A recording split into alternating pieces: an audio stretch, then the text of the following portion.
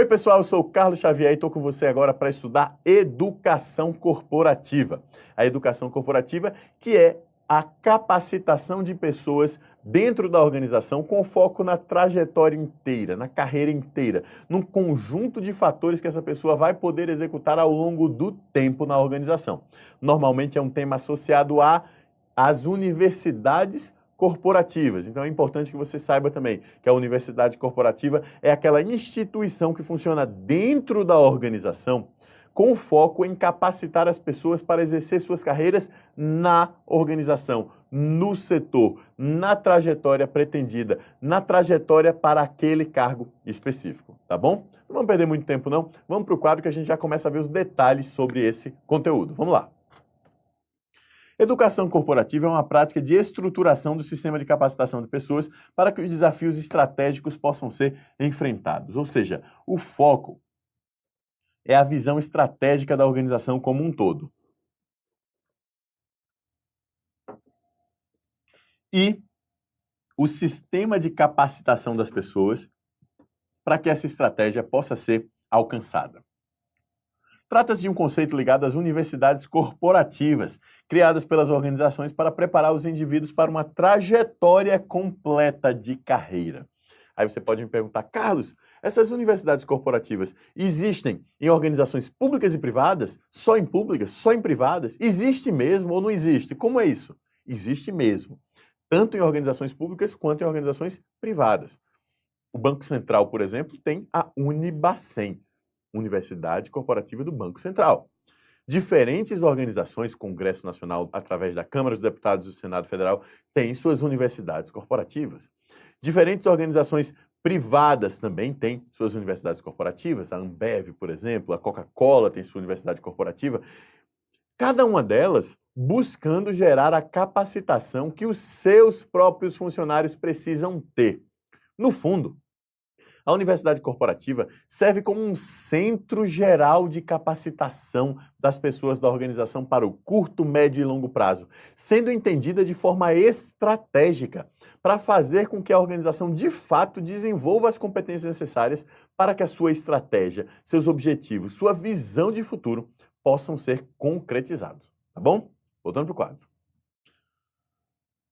A educação corporativa possui como objetivos principais a conscientização dos gestores e suas equipes quanto à importância de vivenciar e praticar a cultura organizacional. Olha que interessante. Por quê? Porque é o sentido de se manter uma estrutura que ensina com foco no curto, médio e longo prazo as pessoas, também é o sentido de capacitar, não, também é o sentido de ensinar às pessoas a própria cultura organizacional. Como essas pessoas devem pensar a partir do momento que trabalham na organização. Como as pessoas devem pensar em relação ao futuro, aos cargos, a forma de agir dentro da organização. Enfim, a cultura organizacional termina sendo ensinada e vivenciada através das universidades corporativas. Mas mais que isso, vamos para o quadro.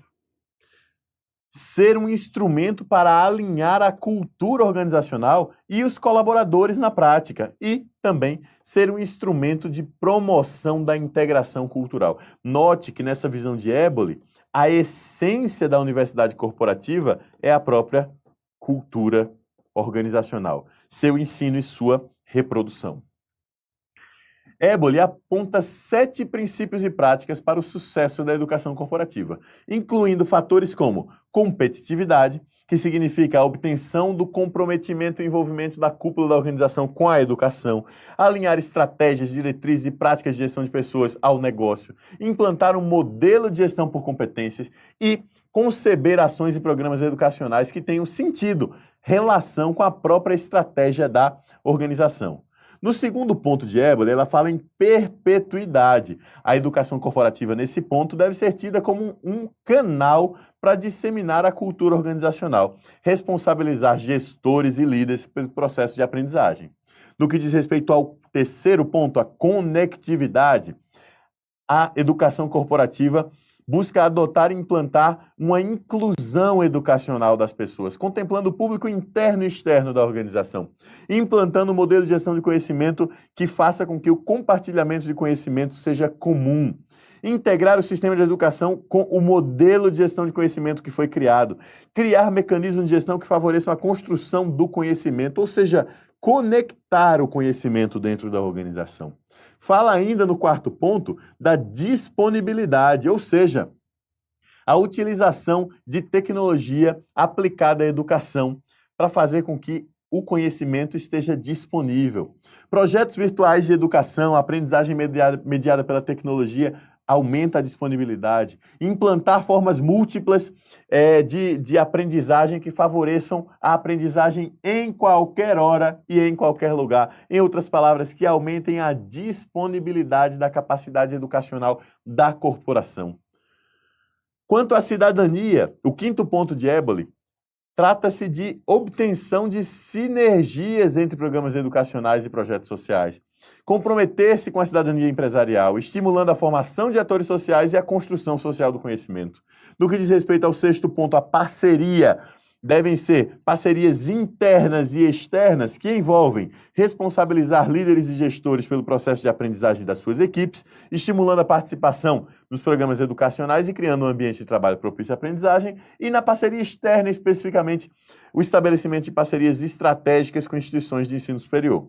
E, por fim, no que diz respeito à sustentabilidade, tornar-se um centro de agregação de resultados para o negócio, implantando um sistema de métricas para avaliar os resultados obtidos, considerando os objetivos do negócio. Ou seja, o negócio tem que ser sustentável, assim como a própria educação corporativa através das universidades corporativas.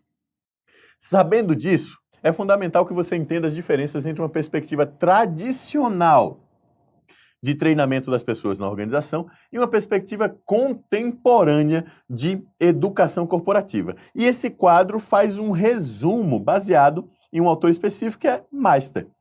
Olha só, num departamento de treinamento temos um foco reativo, uma organização fragmentada e descentralizada, um alcance com foco tático, um endosso com pouco ou nenhuma responsabilidade, a apresentação sendo feita por um instrutor, o diretor de treinamento que é responsável, o público-alvo é amplo e pouco profundo, as inscrições são abertas e as qualificações dos profissionais são resultados buscados. Na educação corporativa, através das universidades corporativas, tem-se focos distintos, buscas distintas. Olha só, o foco, em vez de ser reativo, é proativo.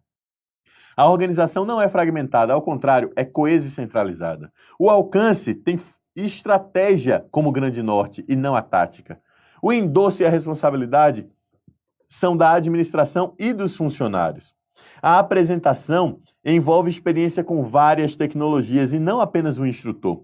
O responsável é o gerente da unidade de negócio que vai ser responsável pelos resultados obtidos. A audiência apresenta um currículo personalizado para cada tipo de cargo, cada família de cargo, ao contrário do treinamento que é para todo mundo. As inscrições são apenas no momento correto para cada pessoa, cada cargo em cada carreira. E os resultados que se buscam são desempenho no trabalho aumentado e não apenas qualificação aumentada. Existem diferentes estratégias que podem ser utilizadas para a implementação de um processo de educação corporativa. E você também precisa conhecer essas estratégias. Esse conteúdo de educação corporativa que a gente viu até agora e a sequência também envolve uma sequência de enumerações que você tem que memorizar, porque é isso que efetivamente cai em provas. E agora que eu vou falar sobre estratégias, eu vou também trazer um conteúdo a ser memorizado aqui no quadro agora. Vamos lá. Estratégia de integração é aquela que deve ser aplicada principalmente em ações e programas educacionais voltados para novos colaboradores da empresa, novos parceiros, novos fornecedores e público externo em geral, sendo adequada e necessária para todos aqueles que apresentarem baixo grau de alinhamento cultural. A estratégia de integração, então, se relaciona com baixo grau de atendimento cultural, buscando fazer essa integração.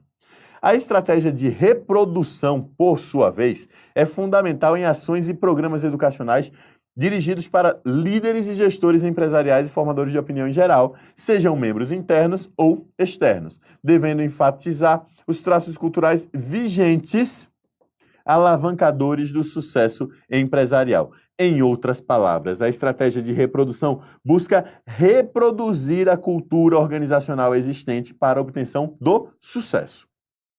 A estratégia de transformação já é diferente.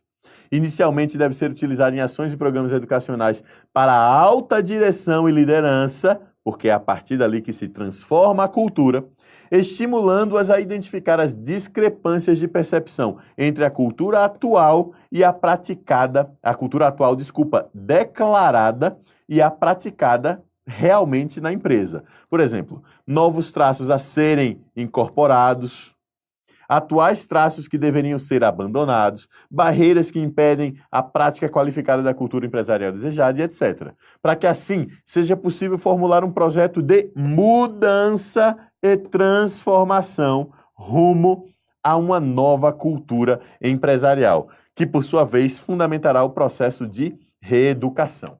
Assim, essencialmente, as estratégias são de integração, reprodução ou transformação.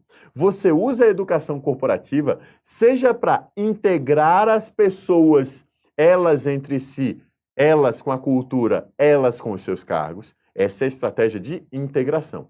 A estratégia de reprodução busca manter a forma atual, manter o status quo. E a estratégia de transformação aplicada de cima para baixo busca identificar as discrepâncias entre aquilo que as coisas deveriam ser e aquilo que as coisas efetivamente são, assim permitindo a transformação. Então temos educação corporativa com estratégia de integração, reprodução e transformação, tá bom? Voltando para o quadro. Ou melhor, voltando para o quadro não, encerramos o conteúdo de educação corporativa. Recomendo fortemente, vai no PDF, reforça esse conteúdo, responde questões sobre esse assunto e vê lá também as questões comentadas. Assim você vai estar mais preparado, mais preparada para se dar bem na hora da prova sobre esse conteúdo, tá bom? É isso aí, eu me despeço então e a gente se vê numa próxima aula. Um abração, tchau, tchau!